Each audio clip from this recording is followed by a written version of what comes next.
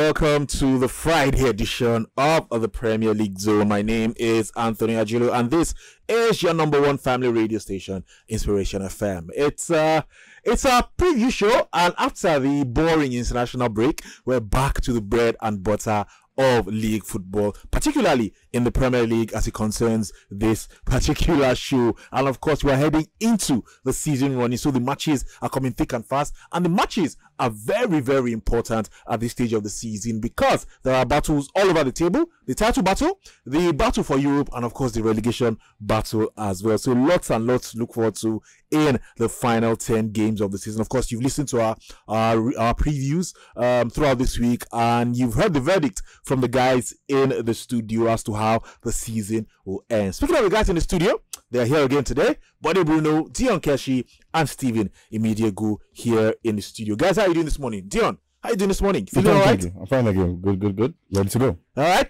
Stephen, you feeling good? Feeling very good. It's a good weekend to look forward to some serious club football. And Buddy, you feeling all right? I'm trying to. You're trying to? Ginger your swagger, buddy. Ginger your swagger. I'm trying to recover from the stress of this morning.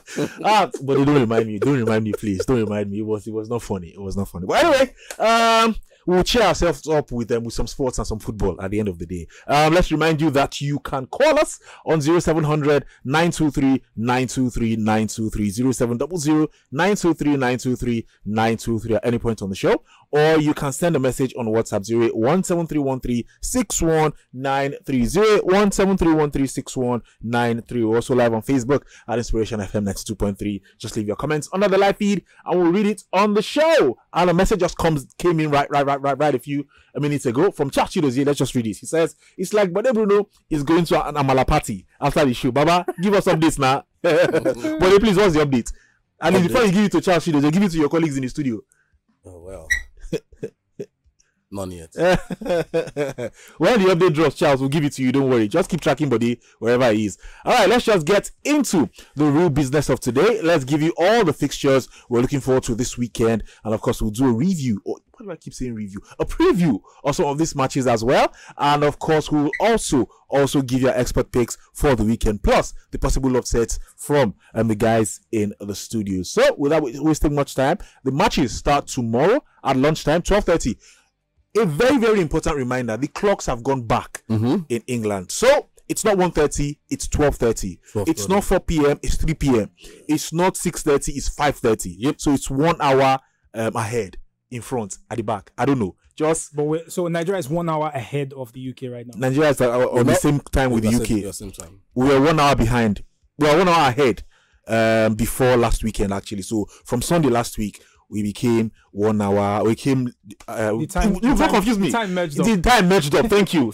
I don't know, because this clock thing always confuses me. But basically, it's not the first match tomorrow. Is not at 12:30. It's not at 1:30. It's at 12:30. So that's all you need to know. It starts with Manchester City taking on Liverpool at the Etihad Stadium. There's Leeds United against Arsenal. Arsenal are at home in this one at the Emirates. And of course, Bournemouth will host Fulham. Brighton will take on Brentford. Crystal Palace against Leicester City. Nottingham Forest will take on Wolverhampton Wanderers. And of course, we also have Chelsea against Aston Villa. West Ham will take on Southampton. Newcastle against Manchester United. And of course, Everton will take on Tottenham Hotspur. There's only one place to start, buddy. Only one place to start, and it's at the Etihad. It's Manchester City taking on Liverpool. These two teams always like to raise their game whenever they face each other. It's been 2-2 in the last 3 matches between these two teams at the end of the day. So how is this one going?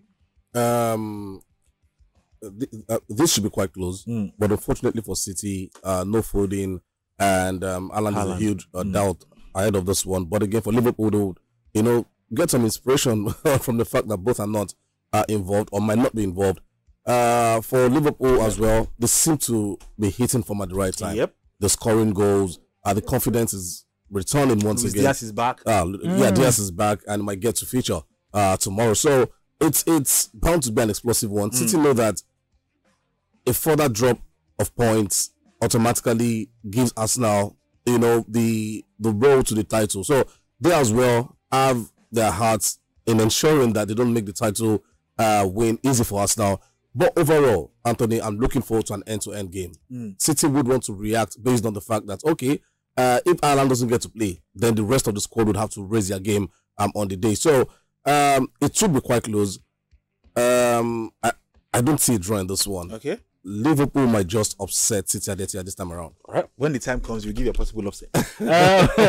Let's go very, very quickly to the other team chasing the title as well. It's Arsenal taking on Leeds United. Dion, Leeds have looked like they are recovering a little bit. Actually, 𝐜𝐍𝐲 got a win last week, the weekend before the international break. But then again, you're going to the home of the supposed potential champions of the Premier League. Have you seen their last 5 meetings? Leeds are winless in their last 5 against Arsenal, and especially they're winless away at the Emirates Stadium. The last 3 games away at the Emirates Stadium have all ended in losses for Leeds United. So basically, what I'm trying to say in earnest is that history is not on the visitor side heading into this one. And Arsenal, the team that are currently brimming with a lot of confidence. They're on a 5-game winning run and even are poised to make it 7 consecutive games if they can get a win. That's 7 consecutive wins in the league if they can get a win against Leeds United. Everything is just pointing in the direction of Arsenal. They have the home court advantage.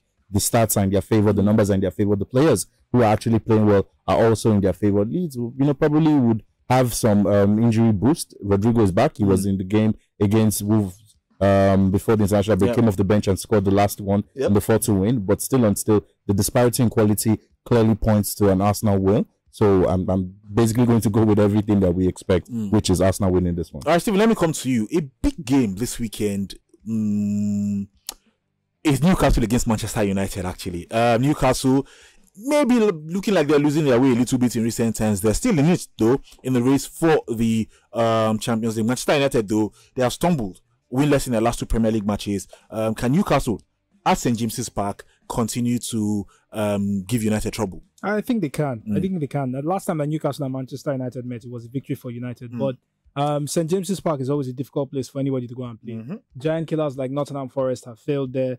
City were able to get a victory from them in the course of their last game. But the last time that Newcastle played at home was against Wolves. There was a win for them as well. So I think that they'll be confident going into this particular game. It's always a good thing when the person who is coming to your house is not exactly firing on all cylinders. So that's something that they can count on. Home support is going to be in the stadium for them. And the fact that they place in Europe is at stake this season. Newcastle have everything to play for. Manchester United will have to bring their A game. Is Casemiro playing, by the way? Can I hear the church say yes or no?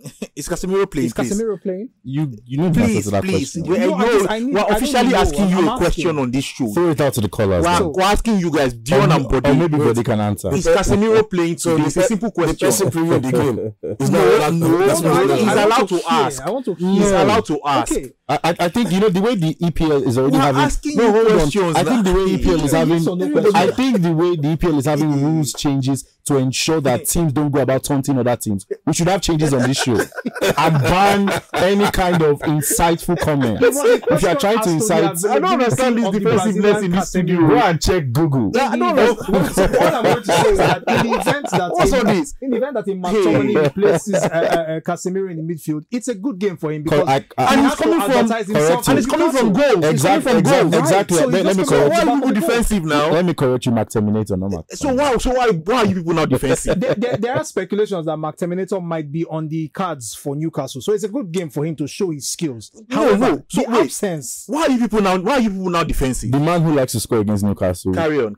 Martial. Anyway, is poised to get Casemiro is not playing. That's a worry for United, and I've said it several times. It took you long enough to get to there, because you refused to answer the question without any hate. If Casemiro is not in the game for United, they look vulnerable. Absolutely. So the opportunity is there for the taking. Absolutely. Newcastle are brimming with confidence. They know they can kill a giant this weekend. And I wouldn't be surprised if that's the end of the result for them. We'll come to that in a bit. Let's look at Chelsea, buddy. I'll come back to you. Chelsea against Aston Villa. Aston Villa are that team, actually. With Unai Emery, with Oli Watkins, Emiliano Buendia.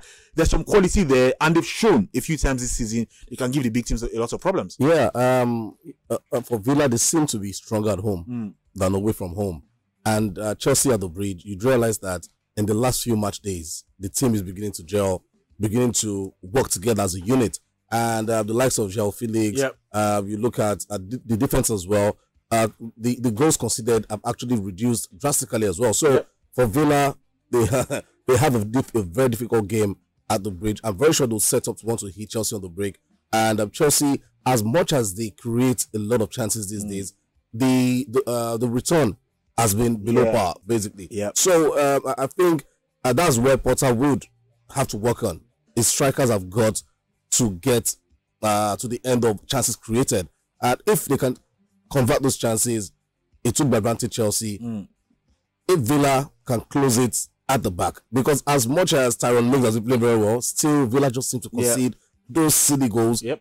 If they can cut that out, then they would give Chelsea a problem at the bridge. But again, it's a game I see Chelsea winning, just to keep up with momentum. All right, so moment of truth, guys. Possible upsets this weekend. Let me start with Steven. Possible upsets this weekend. It's sad that I have only one pick because there are two possible upsets this weekend. Okay. The obvious one is Newcastle versus Manchester United. Is that an upset, though? Newcastle have been playing well and they're at home too. I agree, but when we talk about the bigger side in terms of footballing talent and in terms of success this season, they already have a trophy. I would say Manchester United is a big team to be considered. But going up against a team like Newcastle, who have been punching above their weight, I smell an upset happening, and it's there. All right, fair enough. That's valid, actually. Dion, possible upset this weekend? I'm sorry, but you Liverpool fans, man. You guys. No. You guys. No. I give my reason. You will not malign our integrity. You guys.